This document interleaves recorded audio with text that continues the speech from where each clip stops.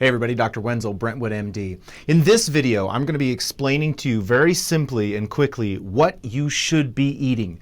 If you've been paying attention to anything I've been putting out over the last several months, you know that I've been spending a lot of time talking about intermittent fasting, and specifically that when you eat is likely far more important than what you eat. Now, those of you who know me historically know that I've spent about 8 to 10 years harping on what you should be eating.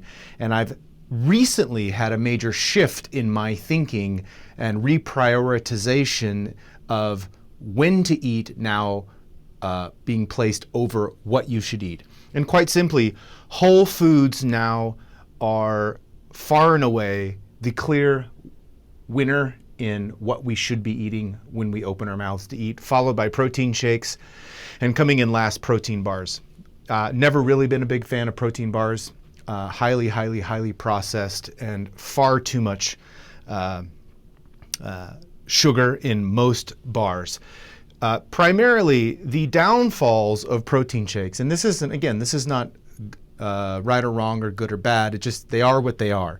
And here are the vulnerabilities of protein shakes. Number one, they're highly processed. It is unnatural in virtually all scenarios, a few exceptions, to be drinking our calories as humans. Caloric consumption should be accompanied by the chewing, swallowing, and digesting process. Drinking calories is usually not a great idea and certainly should never be the mainstay of your strategy or the priority.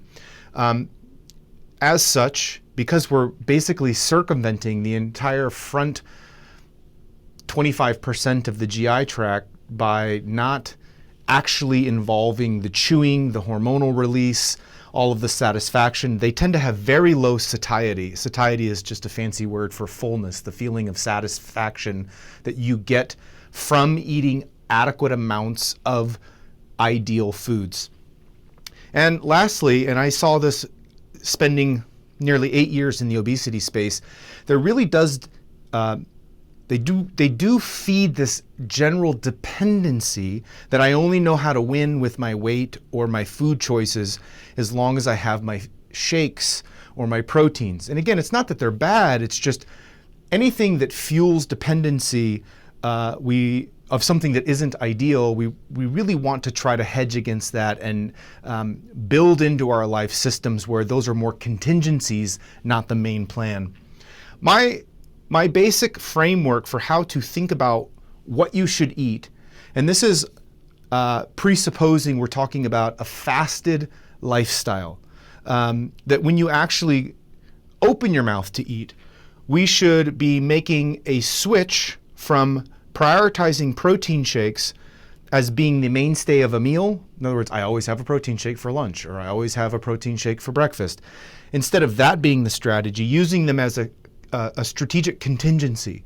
So in other words, either skip breakfast or eat eggs for breakfast. Either skip lunch or have a salad with some fish. Don't just automatically put a protein shake into your meal strategy, but have it as a contingency should something happen, and life always happens. It's a fantastic plan B. I think also, number two, daily 16-8 fasting. That means you're fasted 16 hours out of 24, and once you open your mouth, you close your mouth at least 8 hours later. This will ensure a long enough period of time where you are in a fasted state, where your body can hormonally reoptimize and mobilize the fat stores that we need to be mobilizing in order to be optimized in our health. Plus or minus a 24-hour fast one time a week. Now, this is not something you have to do. This is maybe once you've been doing intermittent fasting on a regular basis daily for several months, maybe 3-6 months. This is the next iteration where you go from dinner to dinner, and it really prolongs that extra few hours of fastedness each day.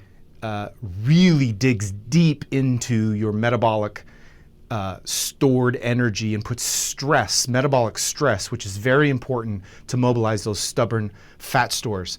Number three, We break fast with whole foods only. I think that you should just make a fundamental shift in your thinking that I generally go long periods of time without eating, but when I do eat, I do not break that fast with something processed, whether that's a protein shake or whether that's crackers.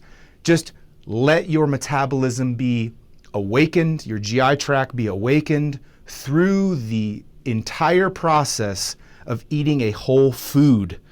And number 4, just stop snacking.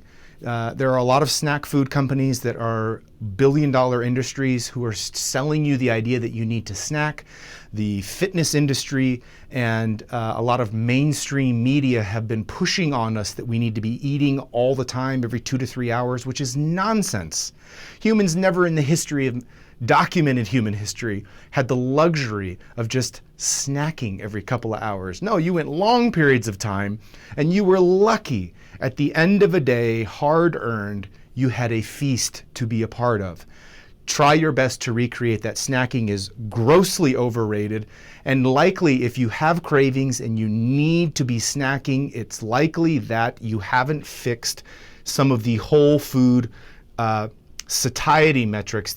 So maybe we need to add a little more fat to our meal. Maybe we need to add a little more protein. Maybe we need a little more volume in our meal, less snacking. Listen, I hope this video was helpful. Until we meet again, take care, guys.